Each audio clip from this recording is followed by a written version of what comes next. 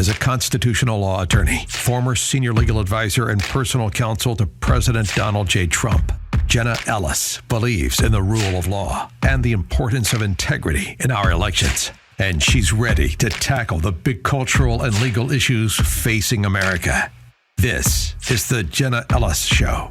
Here is your host, Jenna Ellis.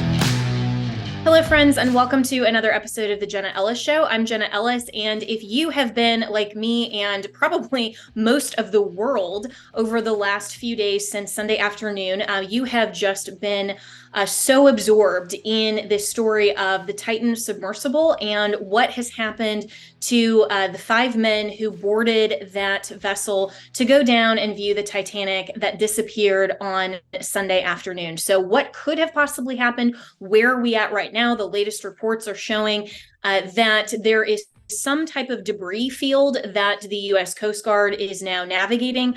Whether that will give answers, only time will tell. My thoughts and prayers are with the men and the families of these men, because now the 96-hour estimated oxygen supply has run out.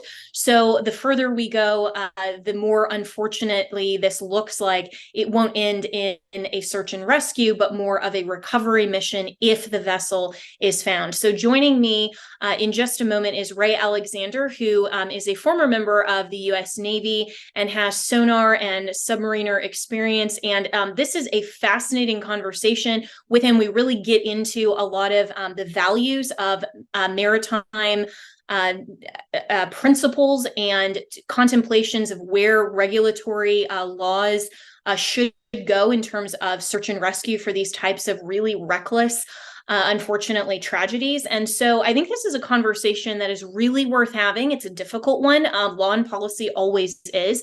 But I wanted to take the conversation a little bit in a different direction than just the mechanics. We'll get into that as well, but also to talk about the worldview of the value of life. So stick around. Ray is a really great guest, and I'm very excited for you to hear from him.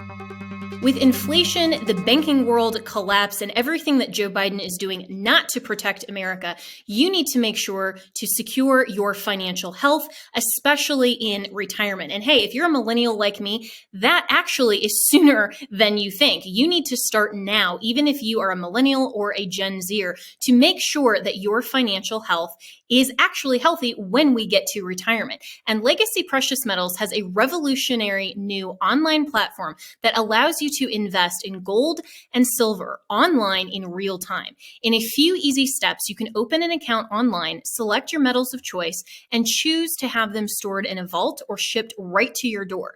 You'll have access to a dashboard where you can track your portfolio growth in real time anytime.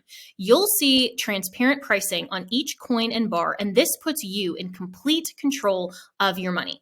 The platform is free to sign up for. Visit legacypminvestments.com and open your account and see this new investing platform for yourself.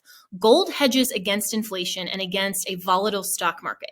A truly diversified portfolio isn't just more stocks and bonds, but different asset classes. This brand new platform allows you to make investments in gold and silver, no matter how small or large, with just a few clicks. Visit legacypm.com to get started. You can download the free investor's guide, and you can also call Legacy PM Investments to talk to a portfolio expert to get expert answers to your to customize your personal portfolio. So visit legacypminvestments.com to get started. Tell them that Jenna sent you.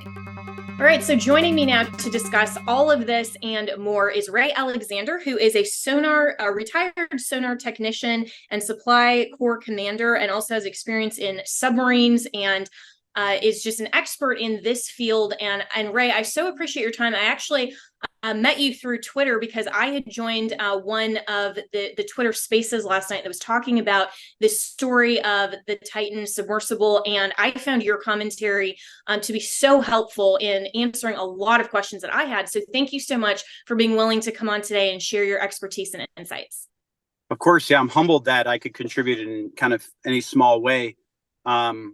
Of the areas that I consider myself at least experienced, maybe not an expert, but at least experienced, are sonar operations and submarine operations. And of course, coming from the perspective of a U.S. Navy submariner and not a sort of commercial tourist type submariner. But I can inform the conversation from that perspective, and I'm really happy to contribute. Yeah, absolutely. And that was, in fact, one of the things that you had tweeted, and it's your pinned tweet, which I found really fascinating, actually. And I'll read this. You had said, on the scale of tragedies, this ranks low for me. I'm a submariner, and this expedition appears to have been unnecessary, even in terms of pure adventuring. Seems to boil down to rich people doing costly things for their own glorification. And I think that talking about this in terms of the difference between exploration and sheer tourism is kind of a good place to start, because the people who boarded this thing, I think, were just tourists. There's a difference between tourism and exploration, and you can talk about that. But also, just from the perspective of these people really having no clear picture of the liability risk and what could possibly happen when they're thinking this is more tourism than truly dangerous exploration. Yeah, that's such a great place to start.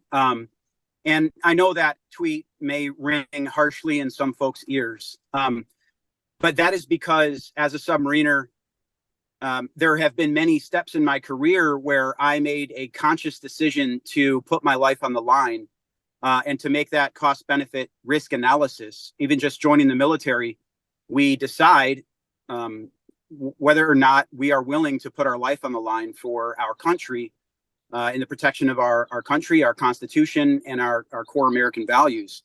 And so that's the first step.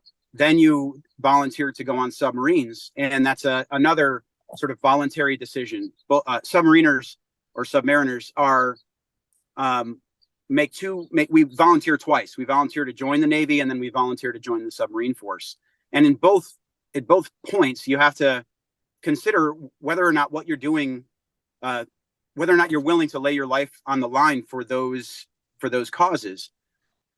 And so when I was thinking about this expedition, the Titans expedition, really fundamental question that I had to ask myself was, what would inspire somebody to essentially risk their life? And in a lot of ways, this mission was far more dangerous than a typical submarine, nuclear submarine underway. Getting a submarine, a USS, 707 or a fast attack submarine underway, which is dangerous in and of itself, but it's a highly engineered piece of weaponry. To contrast that with this Titan, which doesn't seem as highly engineered, seems far more experimental, it is a very risky endeavor, especially going to the depths that they were going. That far exceeds the typical operating depth of even the most advanced U.S. Navy submarines. And so they are taking risks that I am unfamiliar with, and they're doing so in somewhat. I have a hard time understanding the risk-based decisions that they made. And so that's why I kind of made that point where when I try to frame it with respect to other tragedies, which I think we can do, and it may sound harsh, of course, the loss of their lives is tragic. And I have a ton of empathy for what must have been an extremely, what must be, if we're holding out hope, what must be or have been an extremely arduous and horrible circumstances. In fact, I think more so submariners, more so than most of the public, really do have a true appreciation of the risks that they're facing and the challenges that they're facing. So I'm empathic, and I feel for them, and I feel terrible that they'd have to suffer through that kind of tragedy. Of course, it's a tragedy, but when we look and try to figure out what went into it, when we do this sort of root cause corrective action analysis, or we look back on the decisions that led to this scenario, I think it's appropriate for us to try to place this on a scale of, well, human tragedy. I can think of far more tragic things that have happened to folks. And I think what makes this sort of less tragic in my mind is that they had the opportunity to, do the in-depth analysis of whether or not this is worth the risk. They had the opportunity to compare it against what they were gaining by going on this trip. And when I frame it from that perspective, I have a hard time comprehending the value of going to see the Titanic when we've already explored the Titanic. We've been there through remote controlled vehicles. We've been there, even manned vehicles. And so, not to say that people can't be passionate about what they're passionate about, or spend their money whatever way they want to spend their money. But to frame this as an exploratory mission it's a hard sell for me. I have a hard time framing this as an exploratory mission. For me, exploratory missions open new horizons, either for, the human spirit and kind of opening more greater horizons, or for scientific purposes. When you think of the early visits to the deep ocean trenches, where we're discovering new things and exploring new scientific boundaries, or you think about space missions, we are opening up broader horizons with those missions. Whereas this Titanic has been pretty thoroughly explored, pretty thoroughly understood. It's even deeply embedded in our culture with movies like the Titanic. There's plenty of documentaries out there, and if you're curious about the Titanic, you can do a lot of research and really understand it. And so I think that's the basis of my tweet. Sorry for going on about it, but the base I feel obligated to explain, because folks are responding, questioning, well, of course their value, their human life has value. Yeah, of course it does. And of course I am compassionate and empathic for what they're going through. I understand what they're going through. And it's tragic, certainly tragic. But to try to frame this from the perspective of what's motivating them to go on this mission, to balance that versus the risk that they're taking, is very hard for me to understand. Yeah, and I think you explained it really well. And what struck me in reading this tweet and the difference between exploration and more of what I think we've kind of Americanized by popular film and by novels, and this being part of our culture of just adventure and going thrill seeking, basically, and contrasting that with genuine exploration, or as you've said, as being a member of the U.S. military, to have a cause and a mission and a purpose that daily you are literally putting your life on the line. That is a totally different contemplation, to have a cause and a purpose and a mission where you expect you genuinely may have to sacrifice your life and lay that down as Lincoln said, the last full measure of devotion, versus someone who is taking a recreational risk for something that I don't sincerely believe that people who take this type of risk appreciate the nature of the danger. And I would only compare it in my experience to clients that I've had in the criminal law world, where most of the time, and this is proven through criminal justice theory, to say most of the time people who commit crimes do not think that they'll have to suffer any consequences for their actions. And that's the only reason really that it motivates them to participate in these types of offenses. And so when you look at what would have motivated these people, I don't think, and I'm purely speculating, but I don't think if you had asked the tourists who were the thrill seekers on here, who said, I just want to see Titanic for myself, if you told them you are going to die, would they have chosen that risk factor anyway? Or are they thinking of it as more of a tourist type of mission, just like what we're seeing, with Jeff Bezos's rocket, that, hey, you can go and have space tourism, and sure, there's a risk, but sign on the dotted line, you'll be fine. And we're so used to this type of thrill seeking. I think that this is actually what makes this story so fascinating, is that people are seeing these supposed adventurers that are truly having to suffer the consequences of something that I don't believe they anticipated.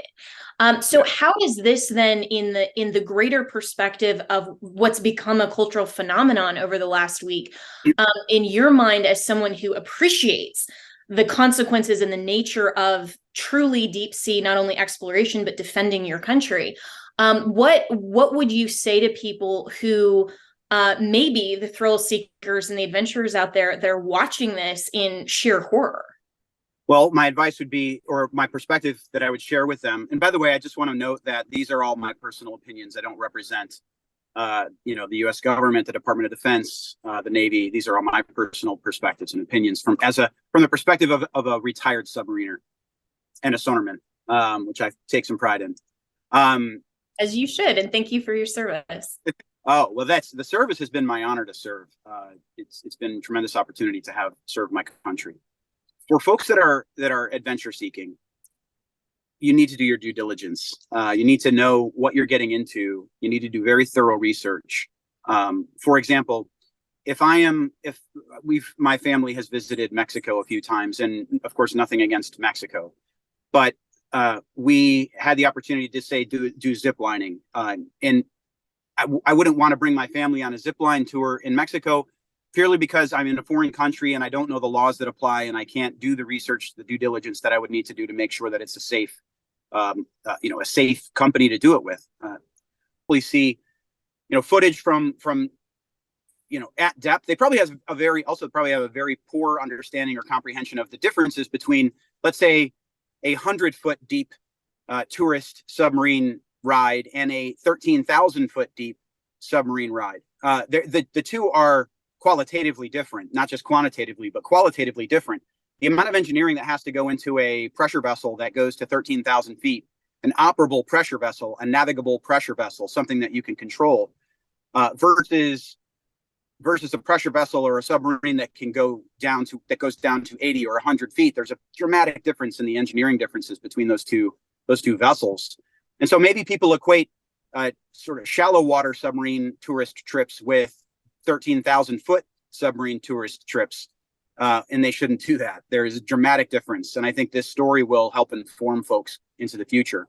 Between space and deep sea exploration from a kind of tourist industry perspective, I actually believe that space tourism, if you had to ask me, and you had to ask me to balance the risks and the returns on a tourist trip to space, for me that's more worth it. That would be more worth it than going to deep on a deep sea mission.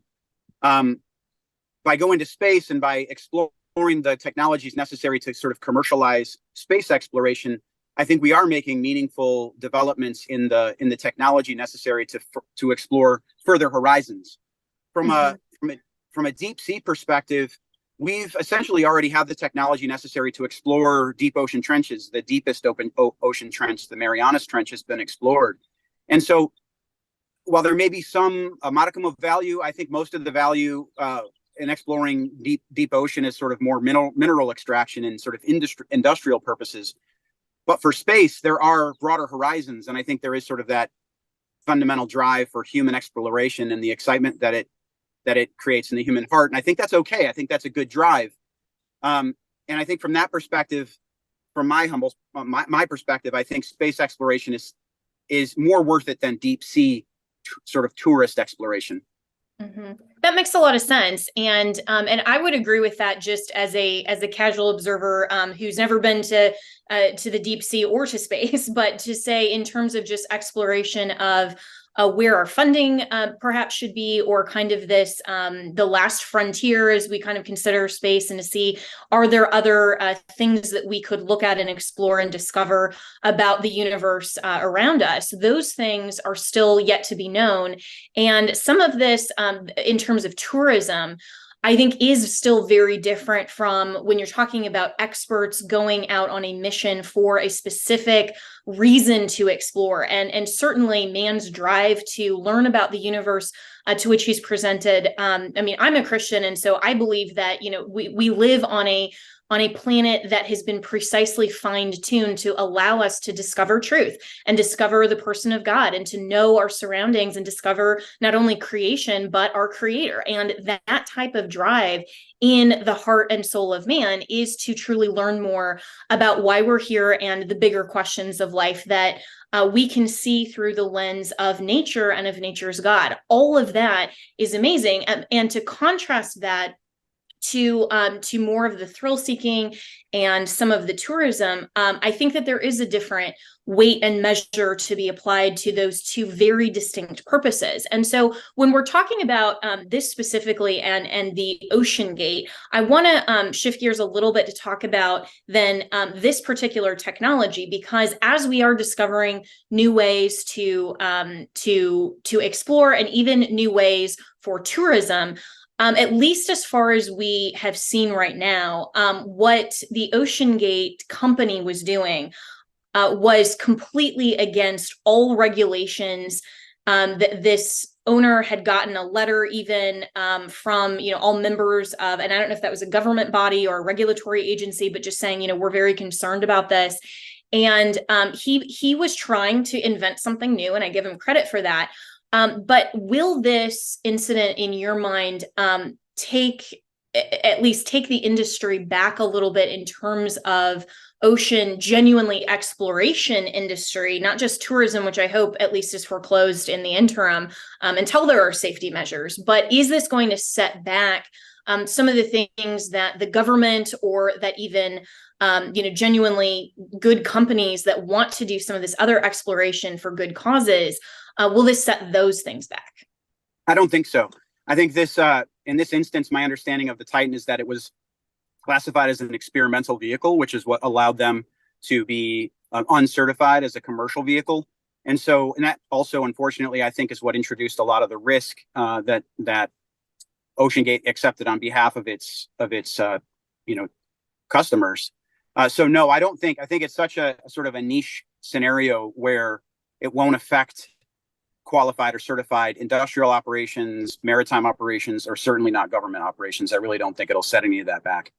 That's good to hear. And, and it brings up a broader question as well about regulation and tourism, because a lot of the commentary that I've seen on Twitter as well is suggesting that we're using a lot of government and even private industry resources to go to try to find this submersible. And I think all of us would say, it's a good thing to go and try to rescue people. But at the same time, it's similar in my mind to helmet laws, for example, that some of the argument to say, well, we need helmet laws because if you aren't willing to wear a helmet, but you want to benefit from the required medical attention in the event of a very predictable accident, then you're assuming that risk, and the law requires that you're being given resources in the event that you don't want to take basic precautionary measures. This isn't about life and freedom and liberty. It's a lot more about sensible regulation. So in terms of that, do we need to have a broader discussion about regulation and some of this, I guess, some of the government resources that are being given to people who clearly are just insanely reckless? This is a very good question. Unfortunately, I can't speak from a sort of a civil law perspective like you can, but I can speak from the perspective of both the tradition of maritime operations and international maritime law, both of which are informed by a deep and abiding maritime tradition of rescue at sea. And so even in times of war, a warship has an obligation to rescue even the enemy enemy forces. If we've sunk an enemy vessel, we have a very deep and traditional abiding requirement to go and rescue folks that are lost at sea or that are at trouble at sea. In this case, your comparison is good, but only insofar as you're talking about risk and cost to the public to recover.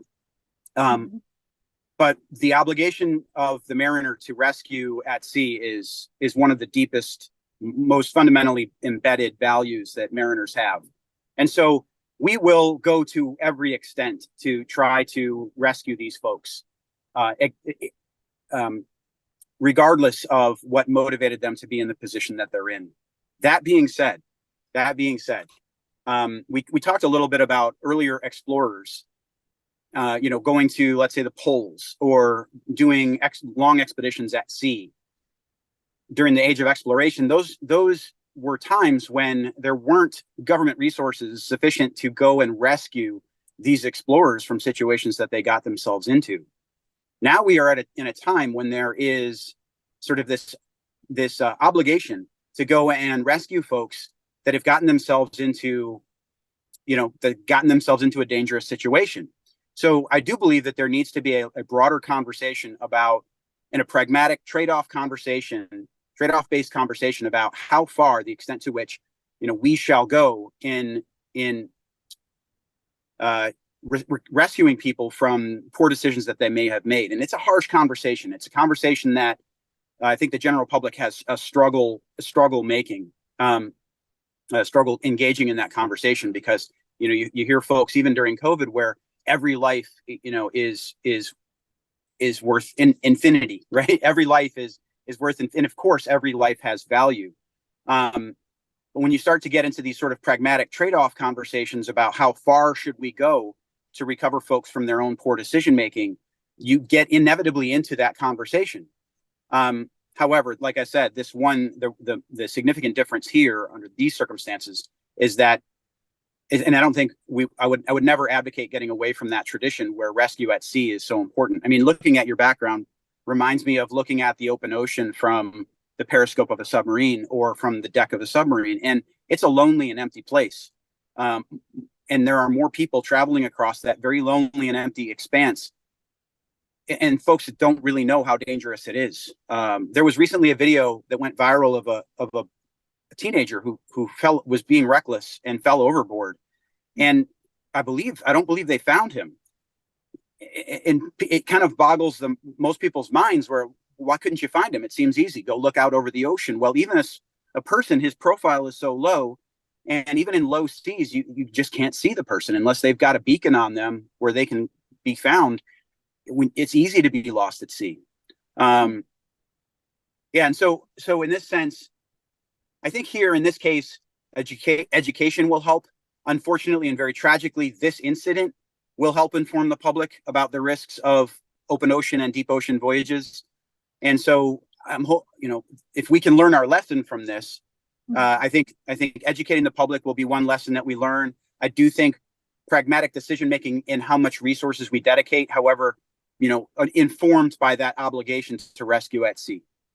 And that is such a respectable and genuinely ethical position, and gives me even greater respect for all of the mariners and for everyone who holds fast to that tradition, because it does come from a place of deeply valuing human life. And certainly these conversations are difficult, but in terms of the ethical considerations of someone who is being very reckless, and then you're putting other people's lives on the line at times to engage in that rescue mission, there is still that potential risk balance of saying, how many other people's lives do we then put on the line to rescue the others? And those are conversations that historically, we have certainly had. The law has contemplated in terms of duty to rescue at times. I mean, and these are things that we need to engage from an ethical framework that is very considered and is very rooted in law and tradition and these fundamental values. And so I want to ask you as well about the profile and the very small profile of the OceanGate Titan, because as you alluded to with just this unfortunate teenager that fell over the side of the ship, it is so small. And so we've heard reports over the last 24 hours or so of hearing this banging that no one has confirmed yet whether that's human made or not. How does this actually work in terms of actually hearing anything? And then also, if what happened and the source of the tragedy was an implosion, I've also heard people suggest that sound would have been captured by some government material that's already on the bottom of the ocean. And you can speak to the expertise of that and exactly what that technology is. But would we even hear something like that from such a small vessel? Yeah, so in that question is rolled up a lot of potential pitfalls for me to geek out on underwater acoustics and sort of how this all happens. So I'm going to try to keep it at the wave top level. Well, you'll have to come back on for like an 8-hour kind of breakdown, and that would be fascinating. So, but you can keep it top level for now. Yeah. Yeah. So let me try to tease out the basic elements of the question. I think let's start with the potential implosion. I personally think that it's highly unlikely that there was a catastrophic failure of the pressure hull. In other words, that there was a massive instantaneous collapse of the pressure hull. And when I say collapse, a lot of folks have the misperception that a vessel that's 16, 20 feet long will all of a sudden be the size of a lunchbox.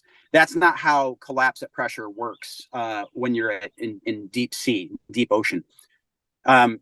It's not like you see examples of a styrofoam cup, which is a closed cell foam. If you drag a styrofoam cup down to the bottom of the ocean, yeah, that will collapse because it's closed cell. It's a single piece of material. But a hollow vessel going down deep will almost always spring some form of leak first. Now that leak could create a catastrophic flooding event, But as soon as that water floods into the vessel, the pressure equalizes on either side of that vessel. And so it doesn't take a bottle and collapse it down to the size of a lunchbox. It essentially penetrates the hull. And once it has that penetration, the force of the water rushing in will expand that opening. And that may shred the vessel, but it doesn't collapse it down into, like a lunchbox, like I was saying. So I want to make sure that people understand, your listeners understand, your viewers understand, that they may have an image of, a catastrophic collapse of the vessel will turn it into this tiny little brick of metal. It doesn't. That's not how it works. However, that being said, a very rapid flooding event could potentially cause cavitation, which is basically just the sound of water rushing in and collapsing on itself. When you hear bubbles popping underwater, it sounds like a snapping sound. That's called cavitation. There is a chance that if there was a massive catastrophic collapse of the vessel in the way that I described, instantaneous water rushing in, it is possible that it would create a transient sound loud enough that it would propagate and reach underwater acoustic nets. And I can't go into any further detail on underwater acoustic nets. Your viewers and listeners can do some open source research if they'd like. But there are underwater acoustic nets in the North Atlantic, both commercial and military, that may have picked up on that sound. Even though it's that tiny? I mean, that's incredible to me. Yes. Okay. So let's get into that leads into a discussion about how sound propagates through water. Sound propagates through water extremely efficiently. It can travel very long distances. And water in the ocean is, in a very generic sense, layered based on the temperature, salinity, and pressure profile. So pressure is constant. We know pressure increases the deeper you go on a constant rate. Salinity and temperature is not constant. So there are various areas in the ocean where there are different densities of salinity, different salt densities, basically. The higher the salinity, the more dense the water. The lower the salinity, the less dense the water. Temperature has the same effect. The hotter the water, the warmer the water, the less dense it is. The colder the water, the more dense it is. And sound travels through water very efficiently, the cooler the water. It's a little less important about the particular temperature or density of the water as it is about the differences in these layers. So there are propagation zones in the ocean. I say propagation, I mean sound traveling through water, how it propagates. And it propagates in waves. And so depending upon how these layers are set up in whatever region of the ocean you're in, and it changes over time, even in a fixed point in the ocean, depending on how those layers are established, will affect how that sound propagates and how far it can travel. So depending on where that collapse may have happened, that sound may propagate hundreds of nautical miles in every direction. Oh. And we exploit, as sonarmen, we exploit those temperature profiles. There are bathythermographs that we use to capture that water profile in the water column. So if we're entering a new area, we will get data from NOAA. We'll get oceanographic data. We'll get bathythermographic data to try to understand as sonarmen how the water profile is set up, so that we can make better predictions about where sound is coming from, how far away it is. And in this case, under the right circumstances, and unfortunately I don't have the thermographic profiles or the water density profiles of the ocean in the North Atlantic right now, but it is plausible that sound, if loud enough, if the catastrophic event was violent enough, and if the acoustic layering or the density layering of the water was such that sound could propagate far enough, yeah, it is very possible that vessels in the area or these acoustic nets could have picked it up. And one of the steps that they should take, they probably have taken, is to review the acoustic data that's been captured by these nets in retrospect to see if they can find where and when that event happened. The fact that we're this far along and we haven't, released that data, or that we haven't used that data to sort of triangulate where it happened, or even to tell exactly when a catastrophic event might have occurred. The fact that none of that information has come out means to me that they didn't pick up anything, that they didn't detect anything. And so I'm led to believe that the collapse either wasn't catastrophic or wasn't catastrophic in such a way so as to cause a massive cavitation event. Right. That's a lot of That's really fascinating, and I hope that you consider being a college professor as well, because this is all really fascinating. But so let's take this scenario then, where they're now the latest report is that they are seeing kind of this debris around Titanic, which I've heard, and whether these reports are true or not, that it's a debris filled area anyway. But obviously, you could see kind of the difference between something that's been under the ocean for 100 years versus something that's part of this submersible. What does that possibly indicate that they could be looking at? Yeah. Okay. So the debris field, I'm interested in what it looks like. I know we've mapped out the debris of the Titanic pretty thoroughly. I'm not a Titanic expert, but I understand, talking to folks online and from what I've read, that we have a very strong understanding of the debris field in and around the Titanic wreck. That being said, there are underwater currents that change that picture over time. So I'd be curious to know about the proximity to the Titanic wreckage. I'd be interested in knowing the direction of the current to know whether or not that might be Titanic wreckage that may be shifted location. I'd be interested in knowing the size of the debris field. Of course, I'd be interested in looking at footage of the debris field. I'd be interested in looking at bottom mapping, high resolution bottom mapping topographical analysis of the debris field. There's a bunch of different, now that we have a potential location, I'm sure the responders are going to send all resources to that location, or most resources to that location, and try to use these different tools we have to visualize the debris field. If it's an unexpected location and it hasn't been previously located, I think the chances are high that this is the debris field, unfortunately, that resulted from the Titan, or the Titan debris field. Okay, so if there's a debris field, that indicates that there may have been a dramatic failure of the Titan, which indicates that, yeah, maybe there was a dramatic, very rapid rushing in of water that was sufficient enough to shred the fiberglass hull.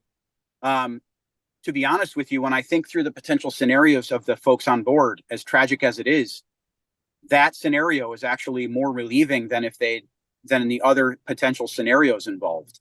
I can go into some of those scenarios if you'd like, but for a submariner, a catastrophic event, if you know that in the end, you will no longer be living, most submariners that I know, well, personally, I would fight to the end. So no matter how, it depends on your perspective, and it depends on your sort of ability to predict the future. But, if I had to choose between some of the potential ways in which these folks could have lost their lives, and I apologize for speaking in the past tense, but I really do think that, it's a hope above all hopes, a prayer above all prayers to believe that these guys are unfortunately still alive. And so I find myself speaking about this problem in the past tense, and I mean no disrespect to anybody who's involved in, and I don't mean to be insensitive, but I do think that my personal opinion is that it's so unlikely that these folks survive this event that, I feel comfortable speaking in the past tense. Sure. So in terms of the possible scenarios, and I've seen a lot of chatter online, and from people saying, how terrifying it would be if there was a separate event that wasn't catastrophic, but they were just tangled in the wreckage or in the debris. There was some other mechanical failure, there was some communication failure, and then they're just floating for days waiting until their oxygen runs out, hypothermia. I mean, some of these other things. And so what in your estimation is the likeliest possibility, given what we know or what has been reported about the vessel itself and where they went? Yeah, so I can't claim to be a subject matter expert, obviously, on the engineering or design of this vessel. But some of the things that I've read and heard, and I've heard other expert opinions on it. And again, I'm not a maritime engineer, so I can't speak authoritatively from an engineering perspective. But I have heard a lot of very, very expert opinions on this. And I think the builders were experts either, so it's okay. So I think the likeliest scenario is, from a submariner's perspective, I think the likeliest scenario is that there was some water intrusion and that and that they were unable to combat it. My understanding is that they've had a mixed material design of their pressure hull, that there was both fiberglass, titanium, and then glass when you talk about the window that they both accessed the submarine through, the submersible through, and then also it was a viewing port. And with that sort of mixed material design, you introduce, the potential for cyclic fatigue, or the fatigue of the materials. You also introduce areas of where water can intrude, weak points, basically. If it was a full fiberglass hull, then really the only area that you have, the only concerns that you then have are, my understanding is that it's very extremely experimental to use a full fiberglass hull on a pressure vessel designed to go this deep. And so my understanding is that it has done operations tests at depth.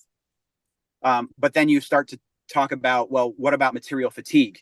Have we tested it at depth over many, many, many cycles of that expansion and contraction that the vessel would go through as it changes depth? And what's the anticipated lifetime of fiberglass under that compression expansion cycle? So that's some background as to why I believe that my best estimate would be that there was a leak that became catastrophic, a leak that went uncontrolled. And it's possible that the fiberglass split in such a way, or was penetrated in such a way, or breached in such a way that it would have expanded with the pressure differential. There's a lot of force pushing its way into a vessel, and people don't really understand or can't comprehend how much pressure there is at that depth.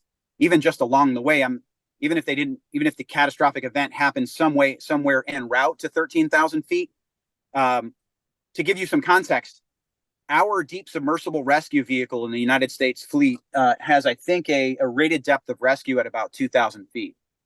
Wow. The UK deep submersible rescue vehicle has a rescue threshold of, I think, around 1,300 feet.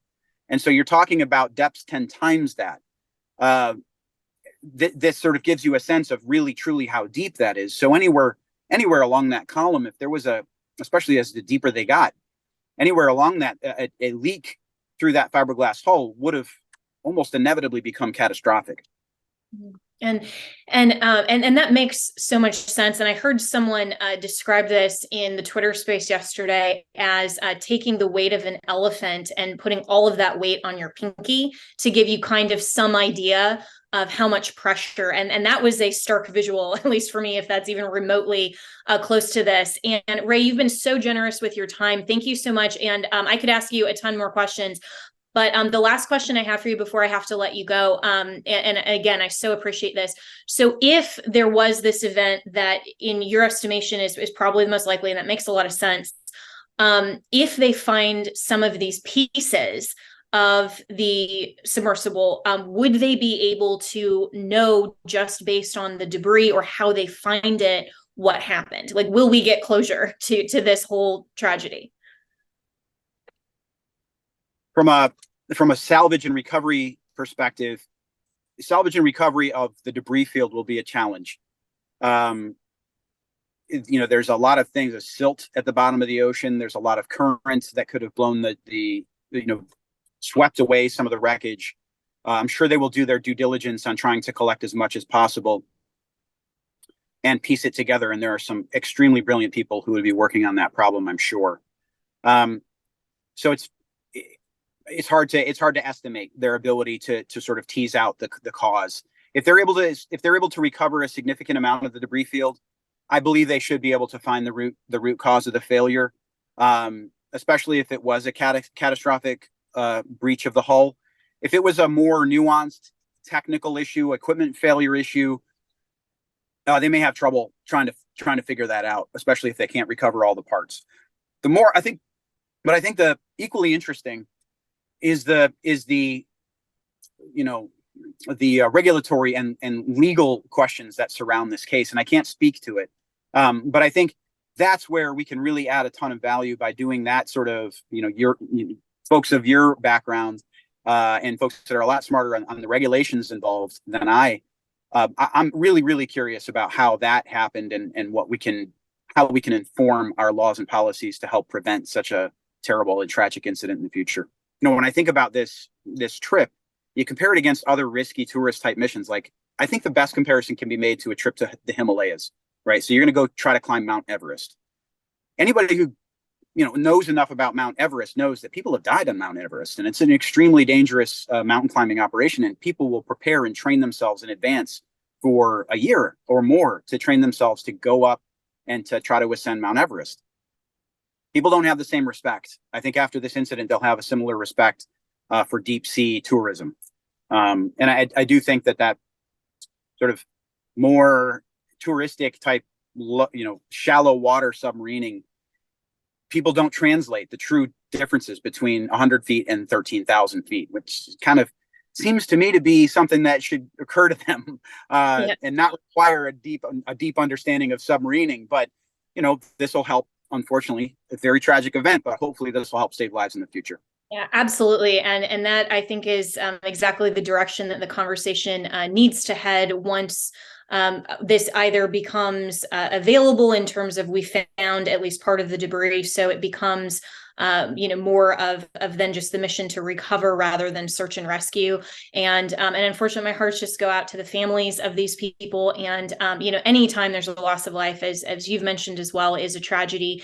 And how we can best look at preventing some of these things, or just like you said, the education, so that people aren't under the impression, hey, we can go deep sea diving and it'll be fine. Let's just see what happens. No big deal. And then you have all of these things that unfortunately happen, and to take basic precautions, I think, it is really not as big of a challenge as it seems to have been in some of these, the minds of some people who just want to go exploring instead of actually use the technology and the awareness of our world and our natural law that we do have. So Ray, Alexander, really so appreciate your time. You're very eloquent on this subject. And so thank you so much for answering all of my questions, and look forward to having you on again sometime in the future. Thank you. Thanks, Jenna. It's my pleasure.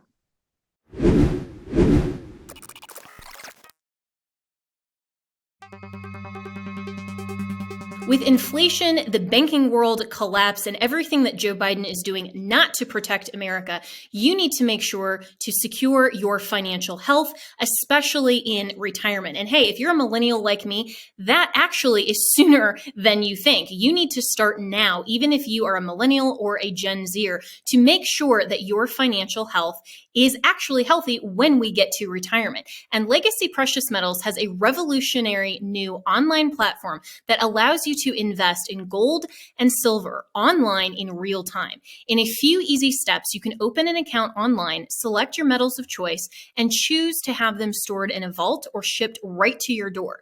You'll have access to a dashboard where you can track your portfolio growth in real time anytime. You'll see transparent pricing on each coin and bar, and this puts you in complete control of your money. The platform is free to sign up for. Visit legacypminvestments.com and open your account and see this new investing platform for yourself. Gold hedges against inflation and against a volatile stock market. A truly diversified portfolio isn't just more stocks and bonds, but different asset classes. This brand new platform allows you to make investments in gold and silver, no matter how small or large, with just a few clicks. Visit legacypm.com to get started. You can download the free investor's guide, and you can also call Legacy PM Investments to talk to a portfolio expert to get expert answers to to customize your personal portfolio. So visit legacypminvestments.com to get started. Tell them that Jenna sent you. Have you ever picked up a towel set because it felt so soft in the store, but then when you leave and you go to use it, it's not really that absorbent? It's basically a towel that is leaving you out to dry. That's why MyPillow has developed the MyPillow towels that actually work. I know, it's totally mind-blowing. Towels that actually dry you. Their 6-piece towel set includes 2 bath towels, 2 hand towels, and 2 washcloths. They come in a variety of colors, I have the sage green and the white. I love them. And right now you can receive a 6-piece set for only $39.98 with promo code Jenna. That's JENNA. So go to mypillow.com right now and click on the radio listeners special. MyPillow products come with a 10-year warranty and have a 60-day money-back guarantee. So to receive this amazing offer on the 6-piece towel set of MyPillow towels, just go to mypillow.com, click on the radio listener special, and enter promo code Jenna, that's JENNA, or call 1-800-564-8475. That's mypillow.com, promo code Jenna.